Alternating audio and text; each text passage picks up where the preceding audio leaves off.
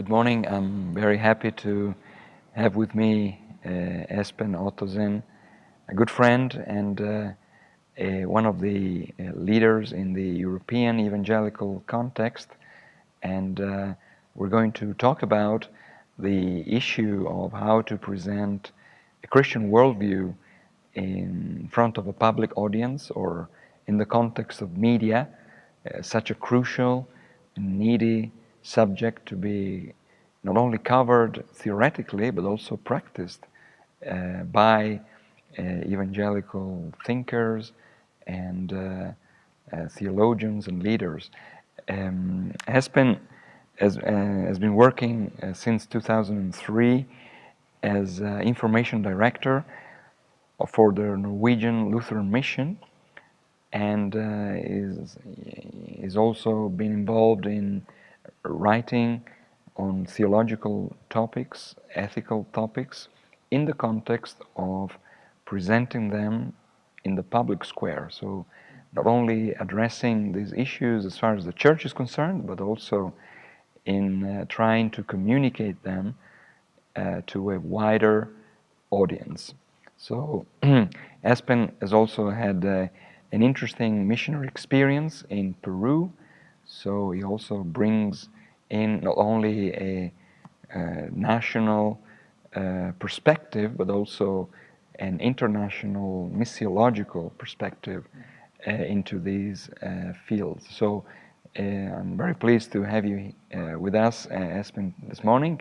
And my first question is, why is it important for Christians to communicate their worldview in the context of a public square? Yeah, I think it's a good question, and also in some sense a bit difficult, because some would say also in evangelical context that it's not that important. The Christian worldview is something that Christians entertain, but when meeting with the secular people in the public square, we should present the gospel. That should be our only interest. And in some way, I understand that kind of view. Yeah. The most important thing is to present the gospel. And in some sense, it's also true that secular people, non-believers, they can't grasp the Christian worldview without first getting to know Jesus.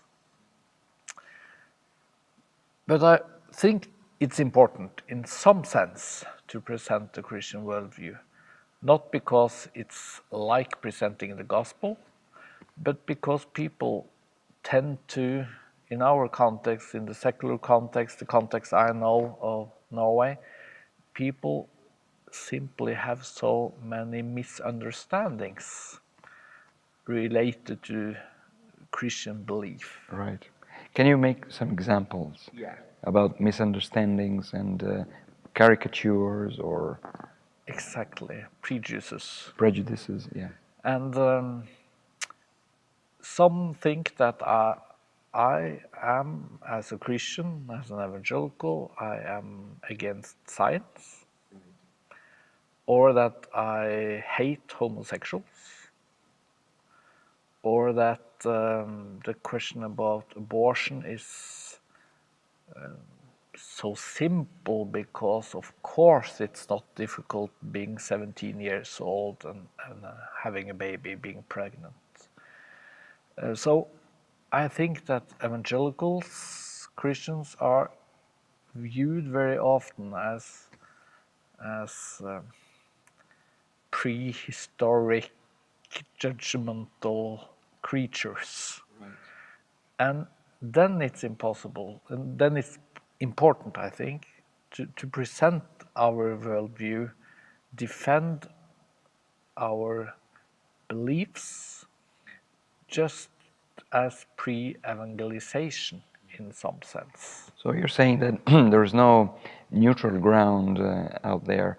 I mean, there's no any preconceived ideas, but often in the public square, ideas about Christianity are somewhat deformed or caricaturized, and so there is a need to present, to correct these views, or to present another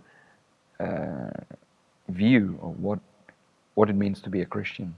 I think so, and I think it's important to be there in the public square, because if you're not there, if I, every time someone asked me to participate in a debate or something like that, refused, and every Christian person refused because they were saying, no, I will present the gospel, and the worldview is not that important to present, well, we will be invisible, and people will still entertain their misunderstandings, their thinking that Christianity is for all people, and it's about having prehistoric misunderstandings, yeah, all that kind of stuff. Yeah. And I think it's important to explain that it's possible to defend the Christian worldview, the Christian faith,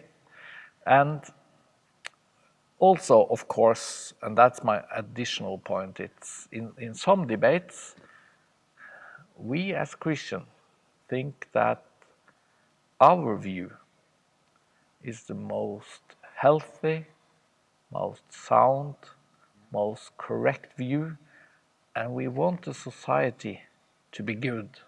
So, for example, abortion or euthanasia. Yeah, euthanasia. Euthanasia. Yeah. I prefer doing this in Norwegian, but that's not possible. Euthanasia.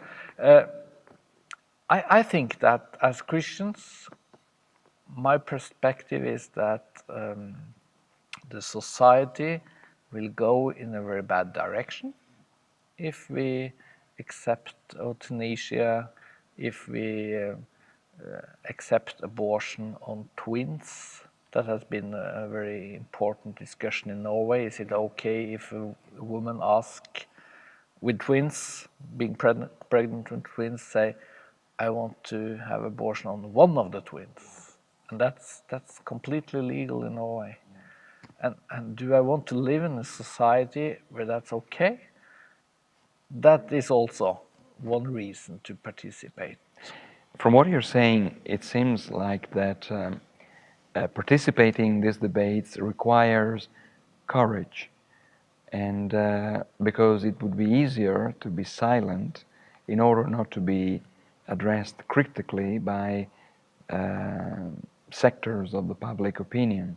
So what gives you the courage to stand up and to, I would guess, graciously defending and presenting the Christian worldview?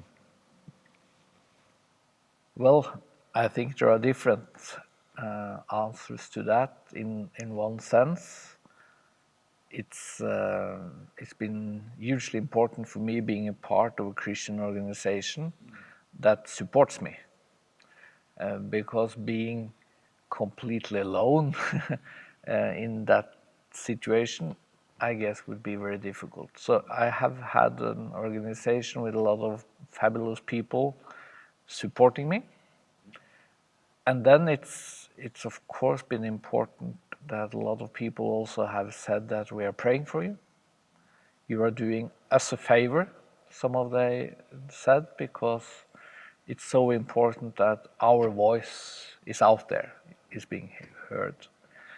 And then I also hope, at least, that I have found courage in my faith, that God is the ruler of this world, and it's not a problem, in fact, to be somewhat despised in the secular audience. It's part of the game. It's part of the game. It's a cross to bear, and it's not that heavy if you are a part of a Christian fellowship supporting you. What are your main conversation partners in those debates? Are there secular people? Are there people of other faiths or agnostic? What's the standard dialogue partner that you have in debating publicly? Normally, it's simply secular people, politicians, or some representatives from some organization or something like that, fighting for their cause. So they often think that they are representing progress, they are representing the sound, modern thinking, and I am, as a Christian, representing the opposite. So that's often the context. And sometimes I meet Christians with a completely different view, more liberal, and in some sense that's the most difficult. I think it's a clearer debate in some sense when I meet people that are very outspoken about not being Christians, not believing in God. So what would you say is the difference between talking about and communicating a Christian worldview, which has its breadth and comprehensiveness, as opposed to participating in debates where the issue is a single issue, ethical issue? Do you see it a problem? Do you see it a challenge? Do you see it a blessing? Yeah, it's interesting because let's say the topic is homosexuality. Then that question is, of course, a very narrow ethical question. Of course, the debate is often not what should we think about homosexuality, but it could be something like, is it okay that you have homosexual couples getting married in the church or something like that? And when you debate that as a very narrow topic, the problem is, or at least could be, that you are not addressing the big questions about God, about the Bible, about simply the Christian worldview. So my take is that you should try as a Christian leader to broaden the perspective, to try to show that my view on that topic is a part of my Christian worldview. So, for example, the one reason that the question about homosexuality is important is that it has to do with how we view the human sexuality per se. It's about how we look at marriage. It's how we look at the authority of the Bible. So I always try to say something like, I respect homosexuals. I don't want to hurt them. I don't want to deny them their right to live as they like.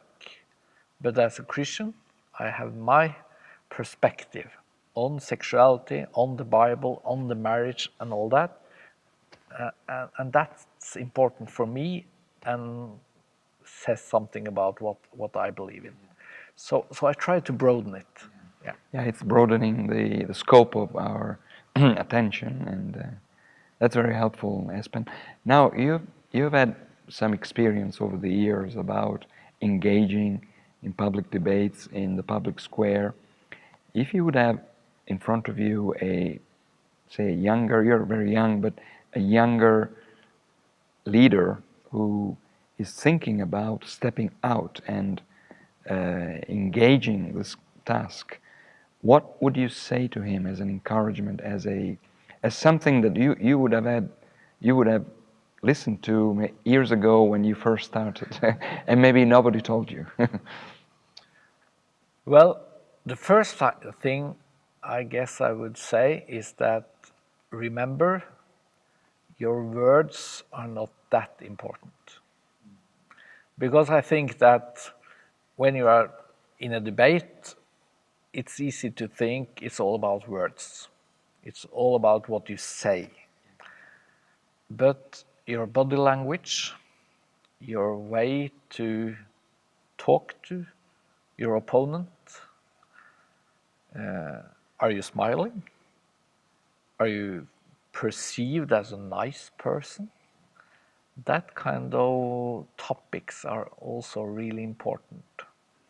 And when I started and was in some of my first TV debates, a lot of people said that your arguments, okay, that's okay, but the important thing was that you smiled, because there are so many people thinking that evangelical Christians are so moody, they are so serious always, Angry, maybe angry. Yeah. judgmental. So that will be the first thing to say. And it's also a bit comforting because, of course, when you are debating, you could be anxious and you could also always think, do I have the perfect arguments and the perfect sentences and all that? And it could be a bit helpful to think, well, the most important thing is to try to present the love of God also in a harsh debate. And my next advice in some sense would be to say that when you are in the public square presenting the worldview or your ethical perspective for a secular audience, talk to the secular audience. Because I think it's so easy for Christians, especially people like me that have been preachers and missionaries, to in some sense think that there are thousands of Christians listening to what I'm going to say, and I will talk to them. I will present their perspective to them. Yeah. But that's not what you should do. You should present the Christian perspective to the secular people. Okay. And then you avoid being too internal. You avoid being someone talking just to Christian people like you do on the pulpit. I think that's important. In your experience, what has been the most difficult time that you had to face in debating publicly? Is there an awkward situation, difficult situation, unexpected situation, threatening situation? Well, I have not been threatened. I'm happy for that. But I think the most difficult thing is getting the message from the opponent that your view is making people kill themselves. And I have been in 2 different debates, I think, where that's been the accusation. It's about homosexuality. And in Norway, we have had a lot of debates for many, many years about homosexuality. Like, is it okay in the state to be married as man and man? And that's legal in Norway now, but it was years with debates. And it's been a debate about what should the church do towards homosexual couples. And I've been told a lot of times that the evangelical Christian perspective is damaging, and it could lead people to kill themselves because they are so depressed, because they don't feel like they should feel. And in some sense, it's impossible to respond to that kind of accusation. Because if you try to say, no, I am not judging people or condemning people or something like that, they would always say, but you say they should not experience love. You say that they could not live together even though they love each other. And that's been really difficult. And to me, it's been so important also to say that I respect people to do their choices, to make their choices. I don't want to pressure anyone to anything.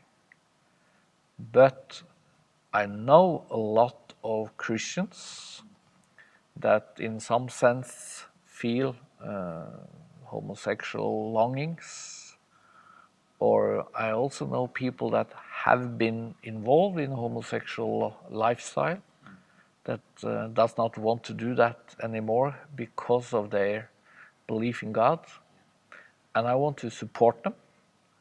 I want to say that they are thinking like the Bible do about sexuality and about this question, but I don't want to pressure anyone, and that's been important. And the second topic, just to mention it, it has been about gender change. We have had in Norway for just 3 or 4 years, I guess, a lot of debates about, is it possible to change your gender, not physically, but in juridical terms. Like in your ID, Yeah. changing your ID gender. Yeah. So in Norway, in fact, I could, it seems a bit strange, I have to admit, but I could be registered as a woman just by sending in a paper. I could keep my beard and I could go like I do now and still have a passport in 2 months saying that I'm a girl or a woman. And I have been criticizing at least the system in Norway because it's so incredibly easy just to change the gender in that sense. And even the health minister in Norway told me in a debate once that my view on this topic is harmful for those people. And it's tough to hear because I want people to live good lives. Sure. Yeah. Sure. Espen, have you ever refused entering a debate or accepting an invitation for a debate? And if so, why? Yes, I have sometimes said no to debating some kind of topics. To say it a bit caricatured, perhaps, sometimes I feel people are calling me to be a clown. They are not that interested in my view, but they just want some to ridicule it or something like that. Then I refuse to participate. And also, if I think the issue is very or of very small importance, because especially in Norway, there have been a lot of debates about homosexuality, as I have said.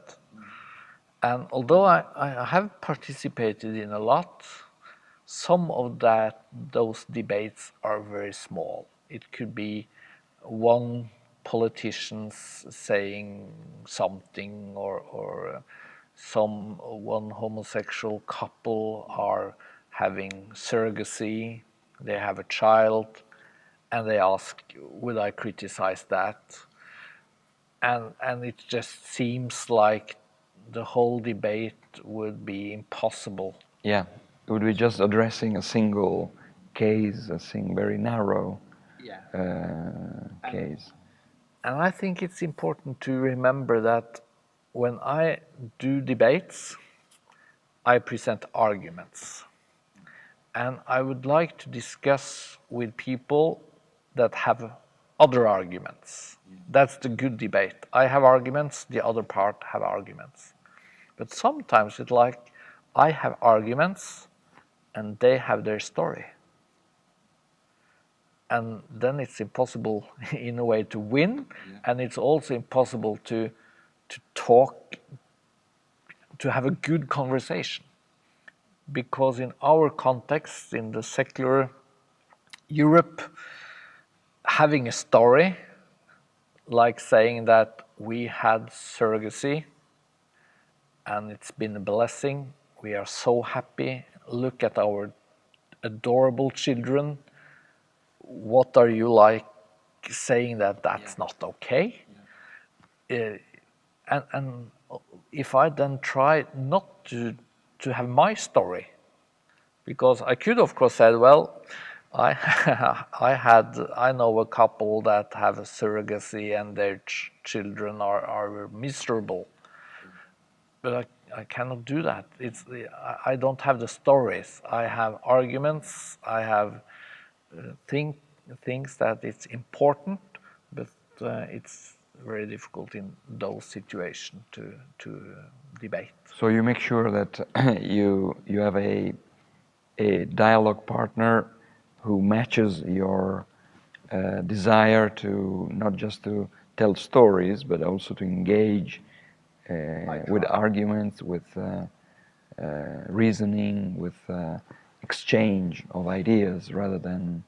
I try that, but it's difficult because, for example, if I discuss should the marriage be between a man and a man, and the one I meet is a married homosexual, then he could be personal, saying that, well, you tried to deny I and my husband the possibility to live in this situation. And Yeah, then the danger for us is to come out as cerebral rather than compassionate and close to people's lives. But I have experienced sometimes, because of my personal history, that I can use that sometimes, because a lot of people are saying to me when I debate marriage or divorce, or a common debate in Norway these days is about should a single woman get help from the state to be pregnant, and that will probably be legal very soon. And I have criticized that, saying that a child needs a mother and a father. And a lot of people says to me in those debates that you idealize the normal family, and what are people, single mothers, thinking of your arguments? You're attacking them, you are condemning them. But the fact is that my mother was single. I lost my father when I was 5 years old in cancer. So I grew up without a father. And I think it's been possible for me to say in those debates that I had a good childhood. I will not say that if you don't have a mother and a father, you have to have a miserable life. But at the same time, I can say that it would have been better, of course, not to have lost my father and to live with the mother, with the father throughout my childhood. Well, that's very helpful. Thinking about preparation, how to get prepared for those debates, I guess that you have some immediate homework to do before debating, but in between, what do you do in order to keep up or maintain that interest update information, reading about the topic. What are your, suggestions, or what do you do in order to maintain your preparation? I think that for me, as I work in a Christian organization, I'm a theologian, I read a lot of theological stuff. I, of course, live inside the Christian community. Yeah. So it's so important to familiarize yourself with the secular view, the secular argumentation, the secular premises. So I tried at least to read a lot of those regular Norwegian newspapers. I try to study in some sense the secular viewpoints, because it's in a way it's easy, I think, for Christians to think that we have really good arguments, and we have. But when we are on the secular meeting the secular audience, we of course get counter arguments that are very, very secular, and you have to respond differently when you are trying to counter those arguments in a secular audience than if you do it in the church. So I try to use a lot of time getting to know just my time, to say it that way. Yeah, that's very helpful. You mentioned the fact that often people come to a debate with you with caricatures in mind, and you have to be aware of those in order to present a Christian worldview in a persuasive, warm, gracious way. But what are the mistakes that Christians often do? I'm not talking about the prejudices, but what are the mistakes that we do as we approach the task of presenting, the Christian worldview in public debates, and what should we do in order to avoid them? And I guess I have done a lot of those mistakes myself. And of course, one thing is to be angry. And you could be angry with a very good reason, but it does not communicate well to be angry. So to pray for, to be gracious, to prepare yourself for some tough attacks, and to be able to respond to that with kindness, and that's important. And I think it's hurtful if we come off angry, judgmental. Yeah, so that's one thing. The second thing is to be unprepared for the whole secular viewpoint. I think that we live in a culture that is dividing. There are more and more distance between the Christian worldview, the Christian perspective on life, on family, on happiness, on marriage, and secular viewpoints on the same issues. So, as a Christian, we could be very preoccupied with our internal worldview and not being able to respond to those kind of questions from the other side. Like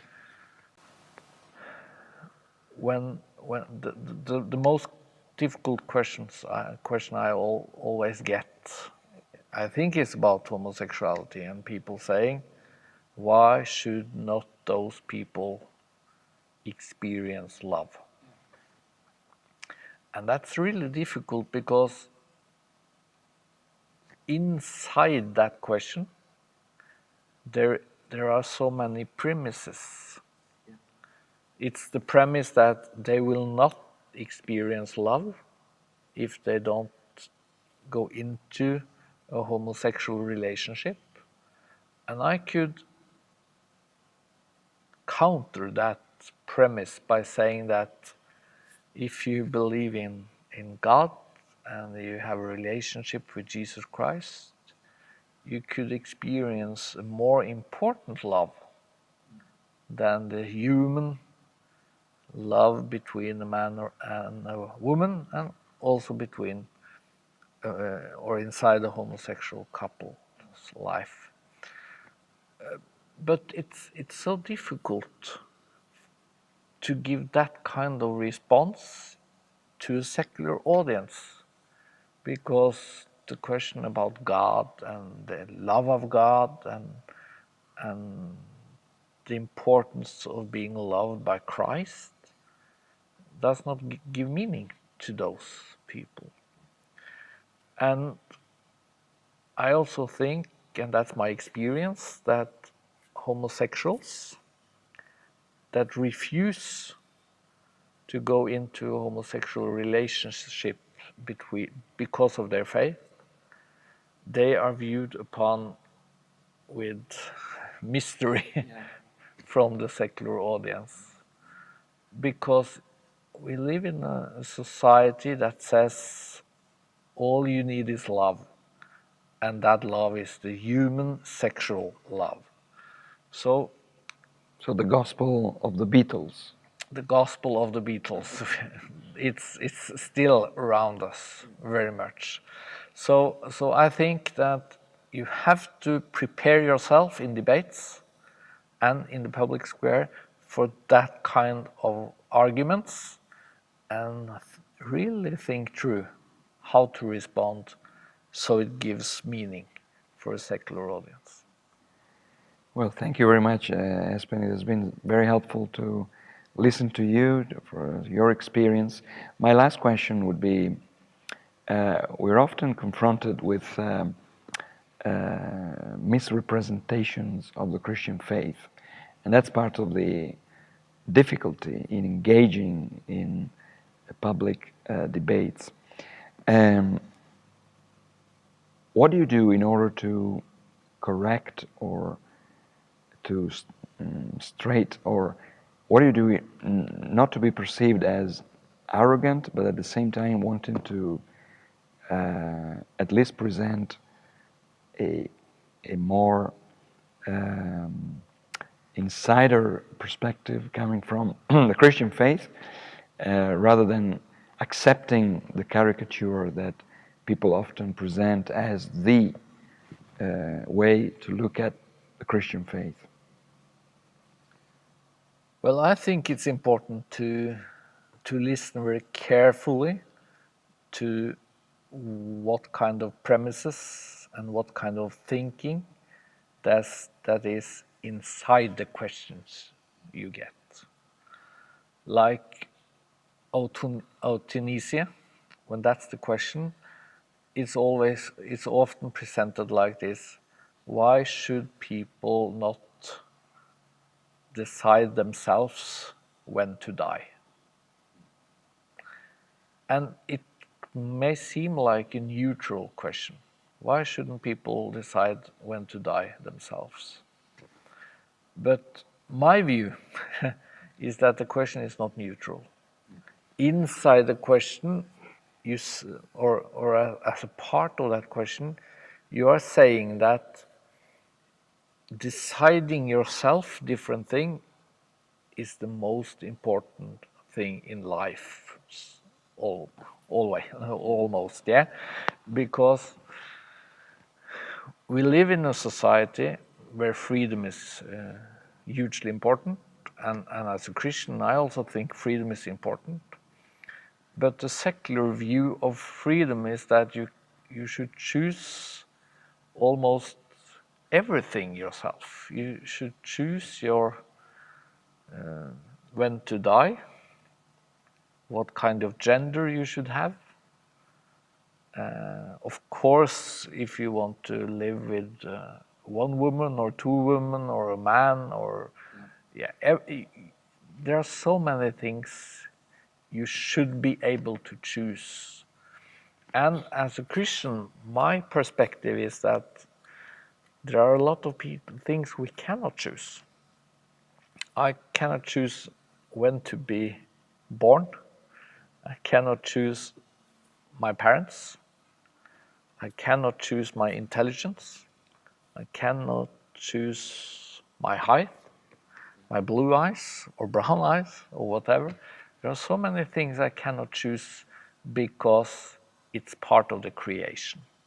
When people then says people should decide themselves when to die, I would say, why should that be the most important question?